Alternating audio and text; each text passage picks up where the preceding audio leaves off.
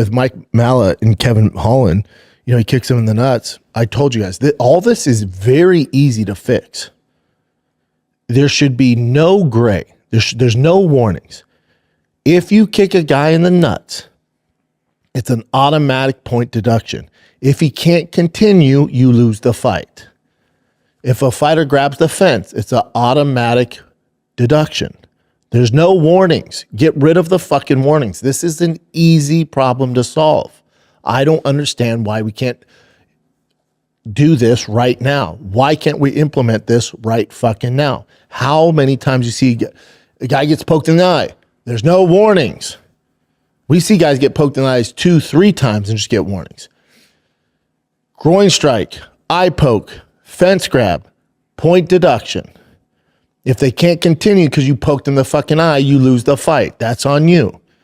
If the guy can't continue because you kicked him so hard in the nuts, that's on you. You lose the fight. You lose half your purse. I guarantee you, if you make it more strict with no gray area, no warnings, I will promise you groin strikes, eye pokes, fence grabs go damn near completely away. But because we're in this gray area and guys can get away with it, they're fucking professional athletes. Professional athletes are going to push it as far as they can to gain an advantage in every sport. So if you allow them to do that, they're going to do it. But if there's no wiggle room, hey man, whether you accidentally, purposely, whatever it is, eye poke, fence grab, kick in the nuts, you're losing a fucking point. You automatically lose this round. It's so damaging to that fighter to lose a round. And if you do it hard enough where you lose the fight, I promise you they will be so conscious of it, it does not happen. This is not, I'm a fucking moron. And I figured this out early on. How does anybody not go, oh, guys, the whole eye gouging and groin strikes, it's not good. We have got to, there's no more warnings. Sometimes they warn the guy 4 or 5 times. This is so easy to solve. It's not even funny, dude. This one's a fucking given. But here we are. It's fucking 2025 and guys are still doing it. I don't get it. I do not get it. That's a simple issue to solve. Clearly your MVP of that fight night in Vancouver is Brendan Allen. Easily.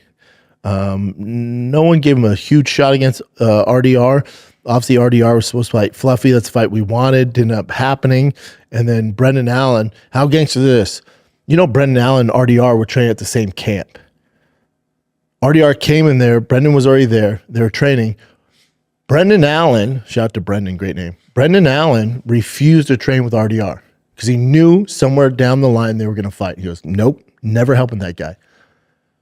So smart. He got it done. TKO, corner stoppage. Here's the thing with the stoppage.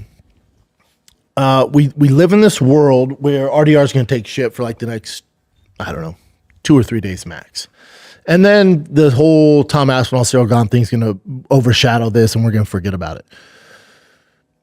But RDR has been fighting nonstop. He was sick, injured, right? And we know guys say this, but legit sick, injured, right? And takes this fight. Not too much to gain from it. I think he thought by taking this fight, he could get it done and get the title shot.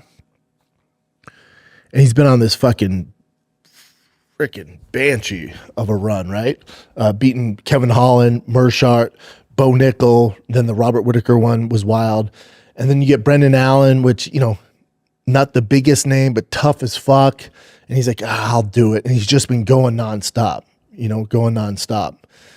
Dude, this is 4th fight in 2025. There's a reason why you don't see guys fight as frequently as you want. Like you'll see a champ fight once, max twice a year, unless you're Marab. That we can get to that later. But in general, in the heavier divisions, I'll say 155 and up, there's a reason why you don't see him continuously fighting. It's not healthy, especially if they're cutting weight and stuff like that. It's just in the injuries and you take time to heal, but also, and RDR is older, so it makes a little more sense, but in Marab too, but when you're constantly in training camp and constantly have upcoming fights and trying to fight so frequently, you're not working on skills.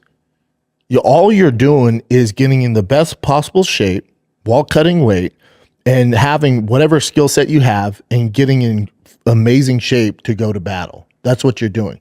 You're not adding or implementing anything new. So your growth comes in between the fights when you don't have something coming up.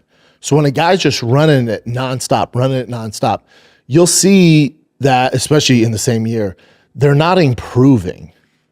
They're fucking good, but there's no wrinkles in their skill set. They can't. There's not enough hours in the day because you're getting ready for this fight. So training camp, you're not working on new shit. You're working on whatever you have skill set wise, enforcing that against your opponent. That's the game plan, and you're constantly working that and getting in shape, getting ready for. And then what you're doing is whatever he's good at, you're defending that. That's all. That's what training camp is. You're not adding any new tools. You can't. There's not enough hours in the day. So eventually, it's going to catch up to you. Eventually, and then also with the weight cutting, the constant training, the cardio, the dieting, it's going to catch up with you. For RDR, it caught up with him. So I know a lot of people go, oh, the guy has quit in him, stuff like that. I don't know if I'd say that. I wouldn't go that far. You're talking about a guy who's a 2-division champ in a major organization, and then he's been doing it for a hot second, has a lot of fights. You got to give some of these guys a little leeway.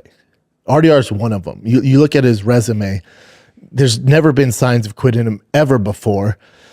I think his corner basically said, I mean, look at the guy. He's lost a fucking the heavyweight, champion, one championship in Malakin, But I think his corner went, all right. Second round and on, Brendan took over. Big B took over. Little Brown took over. After second round on, it wasn't looking good for RDR. So his team went, oh man, on the stool, they're like, he has nothing left. We can send him out there to go out on a shield so the fans are like, yay. Or we can save our fighter to live to fight another day. There's nothing that's going to come out of this in a positive aspect to send him out there. He has nothing left. And now he said he had some virus. He has other injuries. His corner knows him. You got to kind of go, all right, I get it. I know we all want to see him get KO'd and fucking light shut out. It's just not, his corner did a good thing here. Live to fight another day.